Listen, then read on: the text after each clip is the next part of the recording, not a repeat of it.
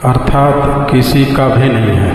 हमारे लिए नित्य और प्राण के अधिष्ठाता मित्र देवता कल्याणप्रद तथा रात्रि और अपान के अधिष्ठाता वरुण कल्याणप्रद चक्र और सूर्य मंडल के अधिष्ठाता यमा हमारे लिए कल्याणकारी हों। बल और भुजाओं के अधिष्ठाता इंद्र तथा वाणी और बुद्ध के अधिष्ठाता बृहस्पति दोनों हमारे लिए शांति प्रदान करने वाले हैं। त्रिविक्रम रूप से विशाल नभ वाले विष्णु जो पैरों के अधिष्ठाता हमारे लिए कल्याणकारी हैं। उपयुक्त सभी देवताओं के आत्मस्वरूप ब्रह्मा के लिए नमस्कार। देवादेव तुम्हारे लिए नमस्कार। तुम ही प्रत्यक्ष प्राण रूप से प्रतीत होने वाले ब्रह्म हो, इसीलिए मैं तुमको ही प्रत्यक्ष रूप से ब्रह्म कहूँगा। तुम ऋतु के अधिष्ठाता, इसलिए मैं तुम्हें नाम से पुकारूँगा। तुम सत्य के अधिष्ठाता हो, अतः मैं तुम्हें सत्य नाम से कहूँगा। वो सर्वशक्तिमान परमेश्वर मेरी रक्षा करें। वक्ता की अर्थात आचार्य की रक्षा करें मेरी और मेरे आचार्य की। भगवान शांति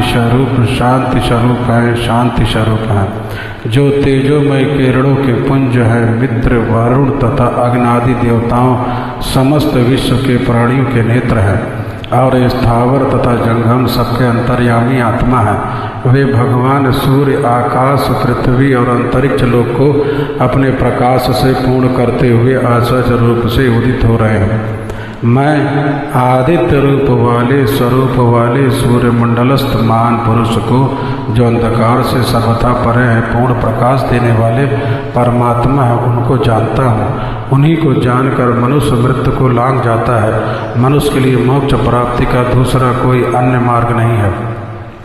समस्त संसार को उत्पन्न करने वाले, सृष्टि पालन संहार करने वाले, मनुष्य सवत विद्यमान एवं जगत को शुभ कर्मों में प्रवृत्त करने वाले हैं परम ब्रह्म स्वरूप। आप हमारे संपूर्ण आदि भौतिक आदि दैविक आध्यात्मिक दुरित बुराइयों पापों हमसे दूर और बहुत दूर ले जाए, दूर करें। किंतु भला है, कल्याण है, श्रेय है, मंगल है, उसे हमारे लिए, विश्व के हम सभी प्राणियों के लिए चारों ओर से भली भांति ले आए।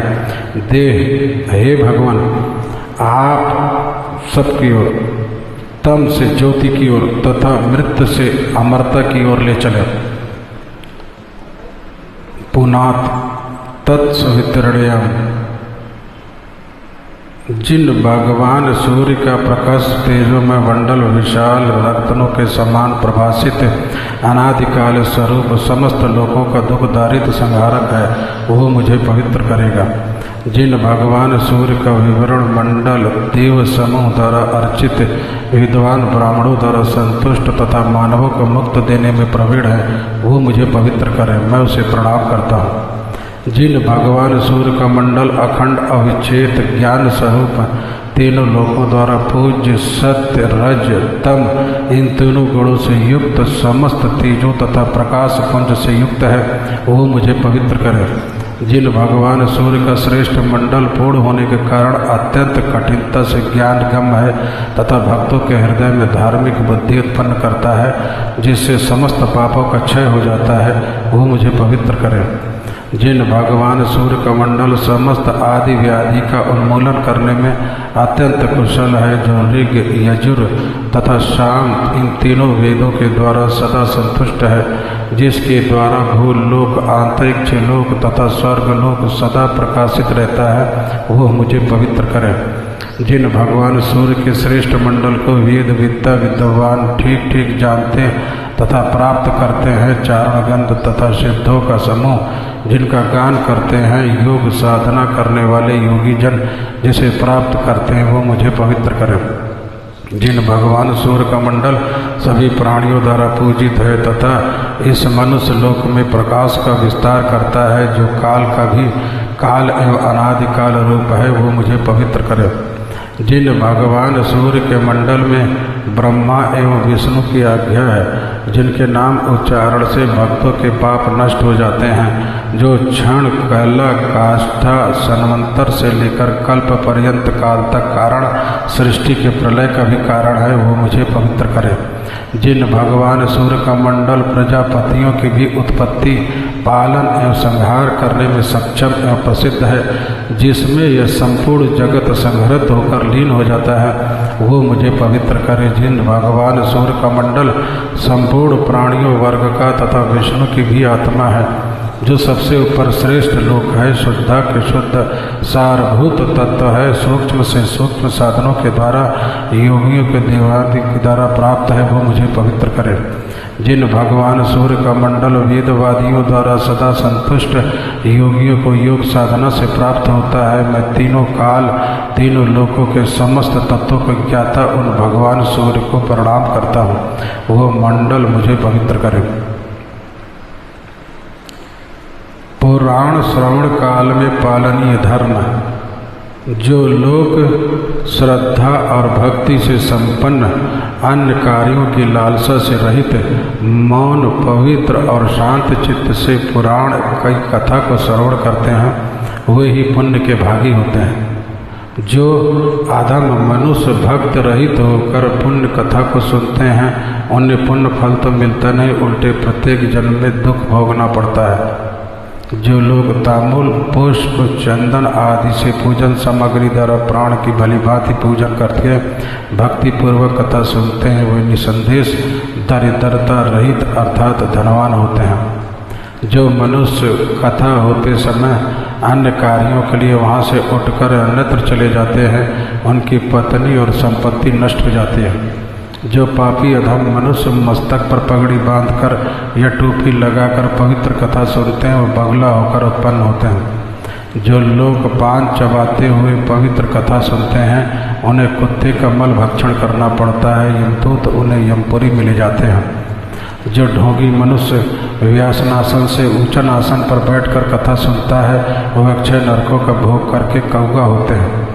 जो लोग व्यासनासन से श्रेष्ठ आसन पर अथवा मध्यम आसन पर बैठकर उत्तम कथा श्रवण करते हैं, वे अर्जुन नाम वृक्ष होते हैं।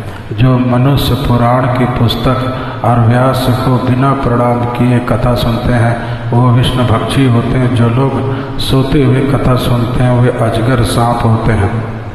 इसी प्रकार जो वक्ता के समान आसन पर बैठकर कथा सुनता है, वह गुरु शिष्यागमन के समान पाप का भागी होकर नरकगामी होता है।